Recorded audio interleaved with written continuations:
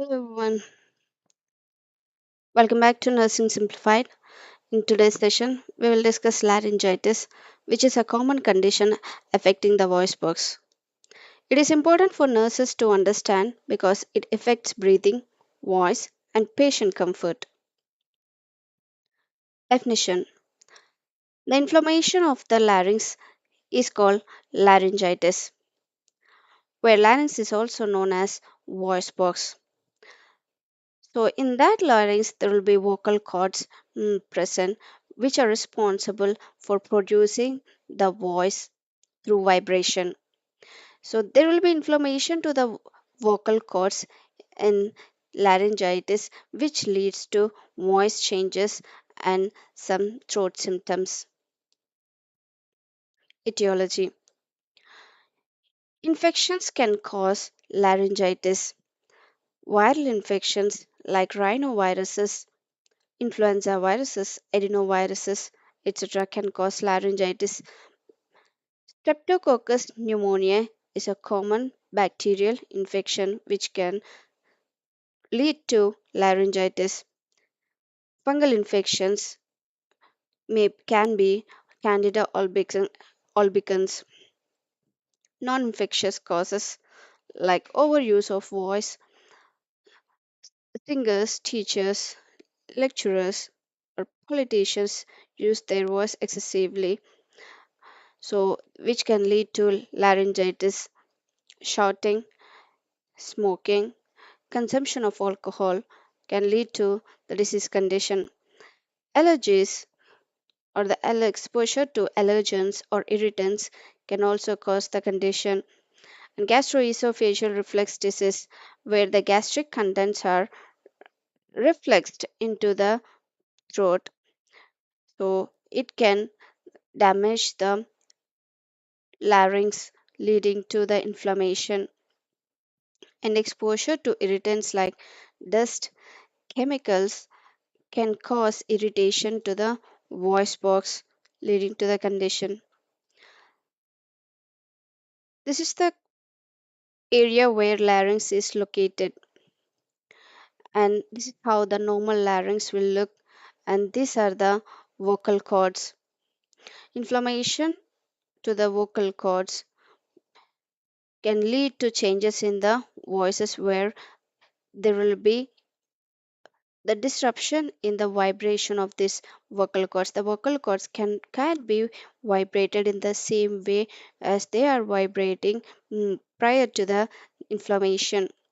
So this is the laryngitis, where there is inflammation of the larynx, the vocal cords, and the airway is narrow, so there will be a wheeze, hoarseness of the voice, and difficulty in swallowing, breathing, etc.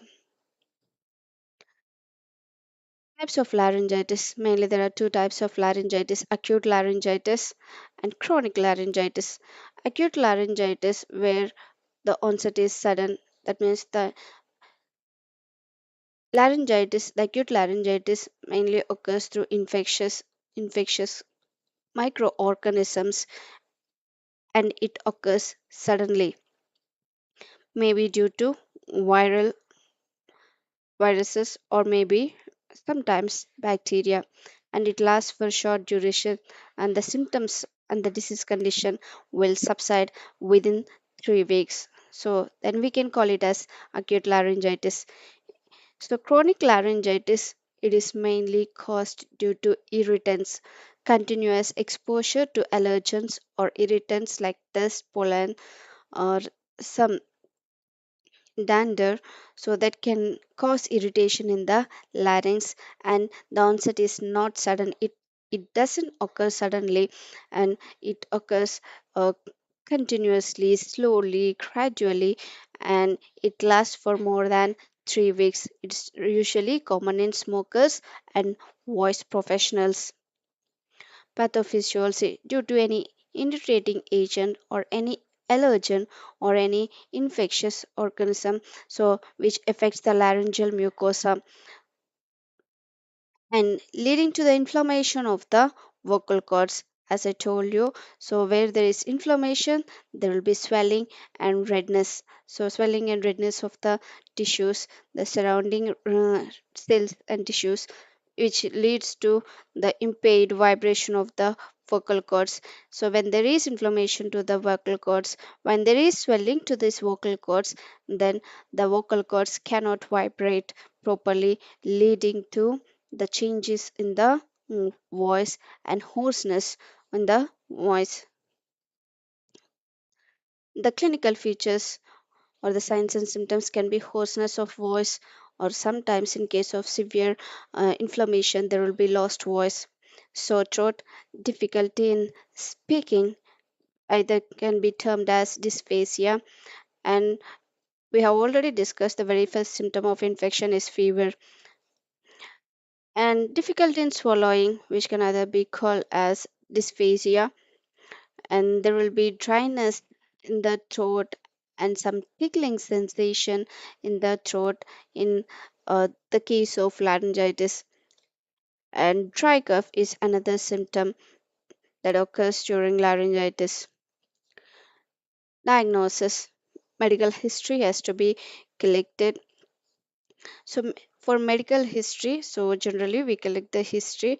So what is the onset, when does the irritation or the inflammation or the discomfort has been occur, and the duration of that discomfort. So the duration of that disease condition, so we are going to collect that history. And so trigger identification is really very important. Trigger identification: what can be the trigger for laryngitis? For example, in case of any upper respiratory tract infections can lead to laryngitis, so we need to ask them to collect the history of that. And in case of any exposure to irritants or allergens, in case if this they profession is using the voice more like singing or teaching, so if they are exposed to some smoke or chemicals, and if in case if they have any GERD diseases, gastroesophageal reflux disease, so we need to collect that history. And the symptoms are to be assessed. Symptoms like in case what are the symptoms present for them, like hoarseness of voice, or in case of aphonia.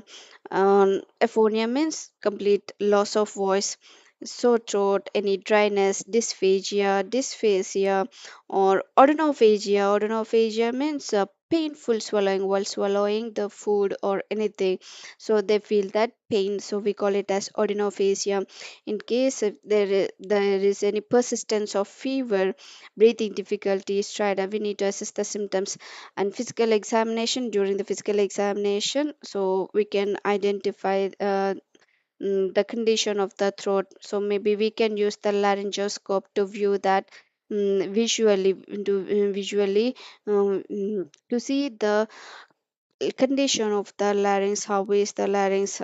Is it can be observed for the presence of any erythema, any presence of any edema and swelling of the vocal cords, and to what extent. So this can be examined through laryngoscopy. And physical examination can also be done by palpating the neck region, where the doctors palpate the neck region to identify in case there is any lymph adenopathy. That is nothing but the swelling of the lymph nodes in the neck region. If there is any infection suspected, then the throat swab has to be is to be collected, can be collected, and it is sent to the laboratory for culture and sensitivity, which is helpful for identification of the type of microorganism, either bacterial or viral microorganism. So if the a microorganism is identified, then it is easy to choose the uh, drugs that can be used for treating the condition. In case of any bacteria in case of any bacteria is present, then antibiotics can be used. And in case of any viral organism, so in case of any viruses are present in that swab, and then yeah, antivirals can be prescribed. Voice assessment can be done in chronic cases. Voice assessment means like the patient is asked to say the letter E, the letter E in English alphabet. Then, while saying that E, the doctors will observe the closure of the vocal cords and the vibration of the vocal cords. These are the diagnostic tests that can be done to identify the condition laryngitis. Moving on to medical management, analgesics can be given to reduce the pain. Examples can be ibuprofen and acetaminophen. In NSAIDs can also be given. Non-steroidal anti-inflammatory drugs can also be given to relieve the pain or reduce the pain. Example can be naproxen.